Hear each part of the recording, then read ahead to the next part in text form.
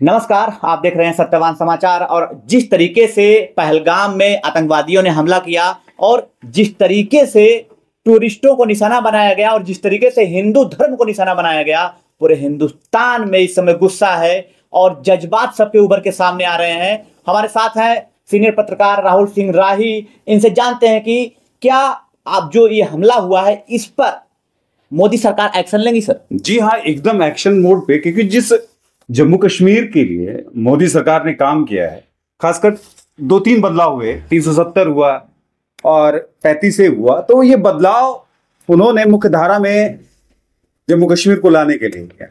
अब जो डेवलपमेंट के रिसोर्सेज थे वो भी वहां पे शुरू हुए, और दूसरा कारण सबसे बड़ा था कि वहां जो कश्मीर में जो इलेक्शन हुए, जम्मू कश्मीर में खासकर, वहां पर अब एक इलेक्शन भी हो गया और उमर अब्दुल्ला वहां के चीफ मिनिस्टर भी हैं। आतंकवादियों का क्या टारगेट था कि ये जो जिस तरीके से वहां पे विकास हो रहा है, सरकार के दावे भी हैं, और जिस तरीके से टूरिज्म बढ़ रहा था उस पे टारगेट किया जाए, और जिस तरीके से धारा को खत्म किया गया और कई चीजें बेहतर की गई, तो क्या लग रहा है आपको कि वो चीजें को इम्बैलेंस करने के लिए, खराब करने के लिए स्थिति एकदम इस स्थिति को नीरज कह सकते हैं। क्योंकि इससे पहले भी जब हुर्रियत के काफी गुट, जो हुर्रियत कॉन्फ्रेंस में जो सबसे बड़ा अलगाववादी संगठन, और उसमें कई ग्रुप थे जो अलग अलग, धीरे धीरे 3-4 ग्रुप अलग हो गए और लगातार अलग हो रहे हैं, मुख्य धारा में शामिल हो रहे हैं। तो ये तो जाहिर तौर पर सवाल तो आएगा कि जब हुर्रियत जैसा एक कट्टर अलगाववादी संगठन में टूट फूट हो रही है और तमाम दल मुख्य धारा में आकर राजनीति करना चाह रहे हैं, देश के साथ काम करना चाह रहे हैं, और जहां तक विकास की बात है, विकास तो जम्मू कश्मीर में काफी हुआ।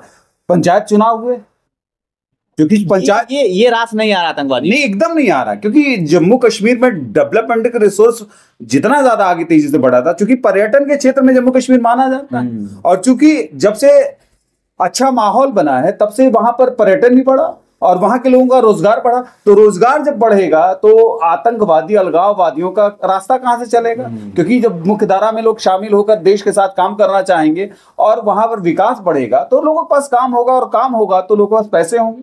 पहली बार ऐसा आतंकवादी हमला हुआ जिसमें धर्म पूछकर गोली मार दी। जी, शायद हिंदुस्तान में पहली बार हुआ। ये एकदम पहली। इसका मायने क्या है आतंकवादियों के लिए कि क्या केवल हिंदू धर्म को टारगेट करना? ये एकदम वो करना चाहते हैं। ये पाकिस्तान की ISI जैसी एजेंसियां जो हैं वही काम कर रही हैं, और टारगेट, क्योंकि जो जहां पर ये घटना हुई बैसन घाटी, वो उसको मिनी स्विट्जरलैंड कहा जाता है।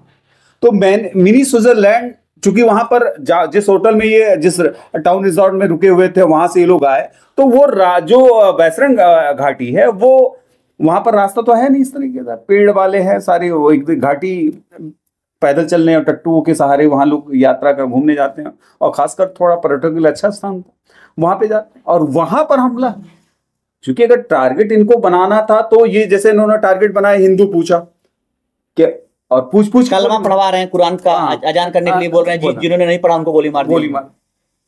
तो ये तो जाहिर तौर पर है कि ये ISI और पाकिस्तानी सेना का एकदम निजी तौर पर बड़ा हाथ होगा। क्या ये आतंकवादी हमला है या फिर कहेंगे पाकिस्तान ने इसको हमला करवाया? लश्कर ए तैयबा किसका संगठन है? पाकिस्तानी पर तो पूरा भाई उसी का एक संगठन RTF है, तो RTF ने इसको करा, तो RTF ने जिम्मेदारी भी ली।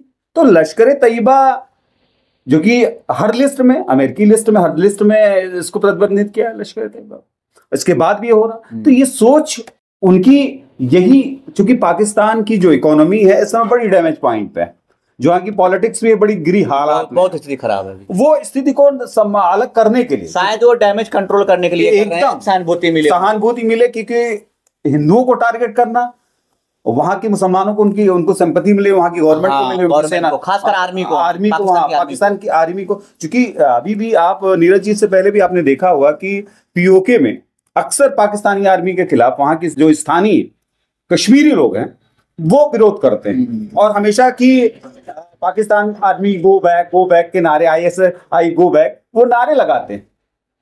तो जाहिर तौर पर है कि ये डर, दहशत का माहौल पैदा करके, और चूंकि अभी इससे पहले भी हमारे विदेश मंत्री जी का और तमाम लोगों का बयान था कि POK, अब हम POK हमले लेंगे, लेकिन जिस तरीके से मोदी जी दौरा छोड़ के सऊदी अरब का आ रहे हैं, और क्या आपको लग रहा है कि अब क्या सरकार का एक एग्रेसिव रवैया होगा? एकदम एग्रेसिव रवैया होगा, क्योंकि मोदी जी जो चुनाव जीत के आए हैं, ये एक बड़ा मुद्दा रहा है जम्मू कश्मीर और पाकिस्तान। भाई देखिए, चूंकि मोदी जी का टारगेट जो से पहले करा है वो 300। देखिए, कश्मीर हमेशा बीजेपी की मूल भावना में रहा, और बीजेपी का जब भी एजेंडा 1980 के बाद, जब भी कश्मीर, उससे पहले श्यामा प्रसाद मुखर्जी जनसंघ में थे, तब भी इनका एक एजेंडा था 370 के खिलाफ हमेशा लड़े। और श्यामा प्रसाद मुखर्जी जी 370 के लिए ही समझे को भी एक, मैं कहूंगा कि शहीद ही हो गए। वहां वो आ गए, उन्होंने लाल चौक पर तिरंगा फहराने की बात कही और वहां पर उनका इंतकाल हुआ। वहां वो मतलब वहां उनकी मृत्यु हुई। लेकिन आज भी ये रहस्य के घेरे में।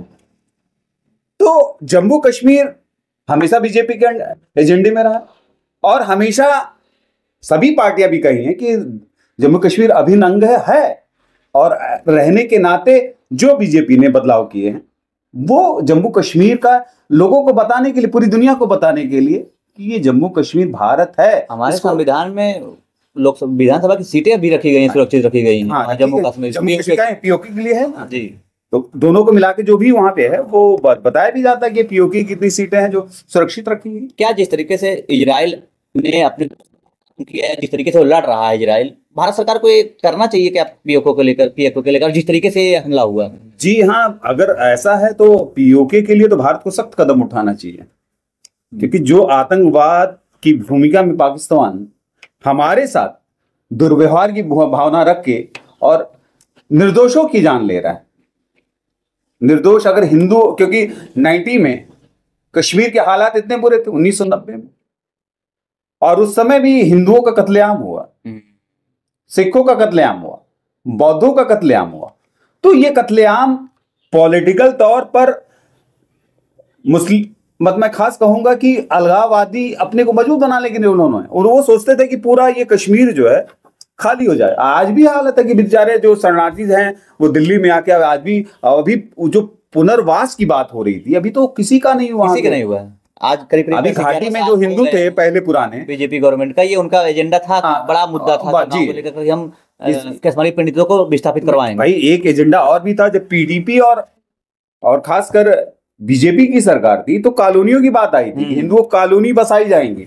लेकिन पीडीपी की मुखिया महबूबा मुफ्ती ने बड़ा विरोध किया, और आज वही हुआ कि किसी के जाति के नाम पर, धर्म के नाम पर ये कॉलोनियां नहीं बनाई, अलग अलग नहीं, सबको एक साथ। लेकिन ये बीजेपी का एजेंडा था। हालांकि बाद में दोनों का अलगाव बिखराव हो गया, और इसके बाद कुछ सिस्टम अलग हो गया, क्योंकि इसके बाद 370 की बात पार्लियामेंट में पास हुई, 35 की पार्लियामेंट में पास हुआ, तो इससे कश्मीर की अलग भूमिका हो गई, और कश्मीर को केंद्र शासित प्रदेश बना दिया गया, लद्दाख को अलग केंद्र शासित प्रदेश बना गया। तो इसमें थोड़ा सा बिखराव जरूर हुआ, लेकिन इससे तमाम से कश्मीरी नेता जो थे उनको नजरबंद भी किया गया। लेकिन ये सब एजेंडा कश्मीर को मुख्य धारा में लाने के लिए, वहां की आवाम को मुख्य धारा में लाने के लिए ये बीजेपी का एजेंडा था, जो कि काफी हद तक सफल भी रहा। लेकिन जिस तरीके से ये पहलगाम आतंकवादी हमला हुआ है, जी जी, क्या लग रहा है कि आप भारत के लोग या जो विदेश से आते थे टूरिस्ट प्लेस को निशाना बनाना, क्या एक डर की भावनाएं अंदर है कि ये डरे कि ना आए जम्मू कश्मीर में? एकदम बिल्कुल। देखिए, चूंकि अगर इस तरह से कश्मीर में विदेशी भी पर्यटक आते, देश का पर्यटक जिस तरह से कश्मीर जा रहा था, जो 26 लोगों की जान चली गई, ये भी पर्यटक, तो उनका टारगेट पूरी तरह से इन पर्यटकों को मारकर और जिन पे वैश्याना हमला करके निर्दोषों की जान इन्होंने ली, तो वो सीधा वो कश्मीर की इकोनॉमी को डाउन करना चाहते हैं और कश्मीर को वही 90 वाला त्रस्त कश्मीर बनाना चाहते हैं। ये इनकी भूमिका है, लेकिन ऐसा होगा नहीं। इन्होंने हमला किया, लेकिन अभी भी कश्मीरी जो आवाम है वो समझती है पूरा, और वो अपने हकों को समझ रहे। जितने भी हमले हुए भारत में, अक्षरधाम हमला हुआ, सारे हमले जो हुए, उरी में हमला हुआ, फिर इससे पहले एक और बात हुआ। जी, एक बात और न्यूज में बताऊं कि 3 जुलाई को कश्मीर में अमरनाथ यात्रा शुरू होगी, ठीक है, और 3 जुलाई के बाद काफी संख्या में लोग यहाँ से देश भर से जाएंगे लोग, और ये 40-48 किलोमीटर का जो इलाका है पहलगाम का, वो यात्रा उसी के जरिए गुजरती। बिल्कुल। एक डर ये भी पैदा करना चाहते हैं उस अमरनाथ यात्रा के लिए, ये डर पैदा करने के लिए लश्कर तैयबा के लोग उस डर को करना चाहते हैं और अंतरराष्ट्रीय स्तर पर बताना चाहते हैं कि अभी हम जीवित हैं, लेकिन ये जीवित नहीं है, घटना तो हुई, बहुत शर्मनाक, बहुत दर्दनाक, लेकिन ये दुनिया के लिए वो अपने को बताना चाहते हैं कि अभी हम कश्मीर में हैं, लेकिन कश्मीर में अभी ये इतने वो, क्योंकि वहां की आवाम ने इन लोगों का एक्सेप्ट नहीं किया है, तो अब ये धीरे धीरे पलायन की तरफ है, खत्म होने की कगार पर। लेकिन अब ये एहसास दुनिया को दिलाना चाह रहे हैं कि ऐसी दर्दनाक घटनाओं को अंजाम देकर।